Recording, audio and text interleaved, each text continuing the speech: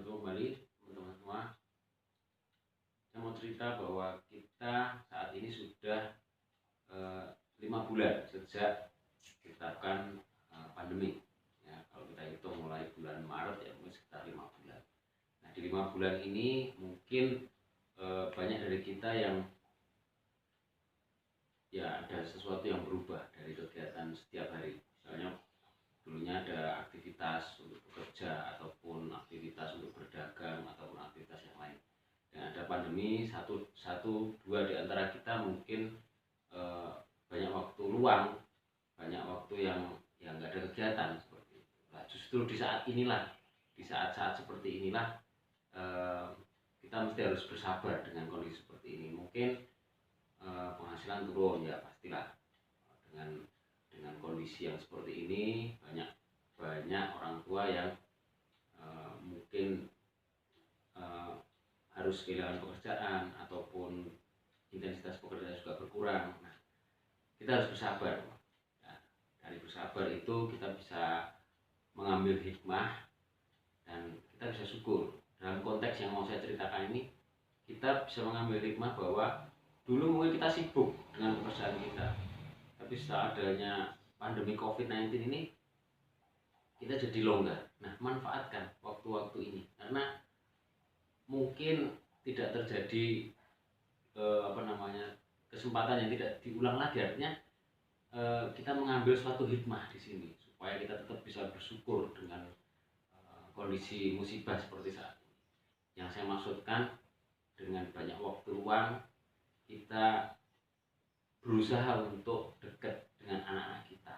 Jadi mungkin kita bisa lebih banyak bercengkrama, bisa bertukar pikiran, kemudian kita bisa ya minimal membantuin bikin PR. Karena mungkin apalagi kalau yang ikut sekolah online, nah mungkin banyak diskusi. Manfaatkan waktu-waktu ini karena ini kalau kita terbelenggu dengan wah ini ada pandemi, ada musibah, terus kita harus bersedih, ya nggak akan menyelesaikan segala sesuatunya. Toh seluruh dunia mengalami seperti ini juga kan. Jadi ya sebaiknya kita ambil hikmah aja di sini. Ternyata dengan banyak waktu luang kita juga banyak bisa berinteraksi dengan keluarga, terutama anak-anak kita. Karena mereka kadang-kadang waktu dalam kondisi normal kita nggak pernah bisa punya waktu yang banyak juga, terutama yang kita mungkin sibuk ya, itu untuk berinteraksi dengan mereka, memahami jalan pikiran mereka. Kita bisanya hanya menuntut mereka untuk melakukan apa yang kita inginkan. Nah, dengan adanya musibah ini yang seluruh dunia orang merasakan, kita berusaha untuk mengambil hikmah dengan kita coba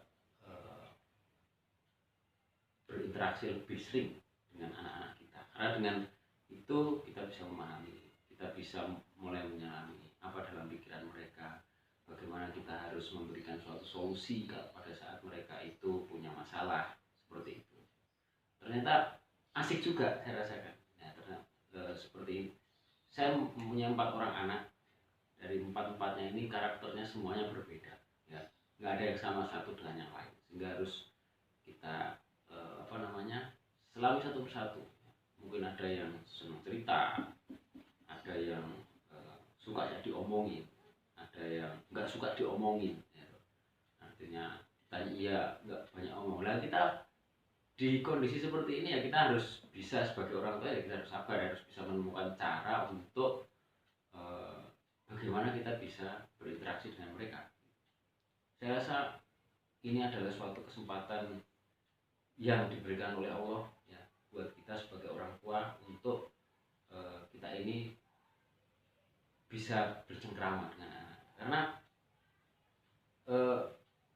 kondisi kita zaman dulu waktu kita masih anak-anak itu sudah sangat berbeda dengan masa sekarang. Mungkin gak usah jauh-jauh, mungkin kita sudah berusia 30-40 seperti itu ya. 10 tahun yang lalu saja kita belum mengenal media sosial kan seperti itu. Nah sekarang setelah 10 tahun sejak itu ada media sosial, kehidupan juga sudah berubah dan juga itu merubah mindset ataupun cara berpikir anak-anak kita, yang kadang-kadang mungkin kita masih merasa mereka harus menuruti seperti apa yang kita inginkan, padahal kondisi di luaran mereka ini sudah berubah. Mereka harus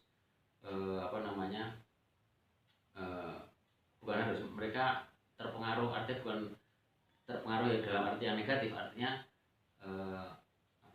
media sosial itu membuat kehidupan mereka itu tidak sama dengan kehidupan kita. Nah, disinilah tantangan kita sebagai orang tua.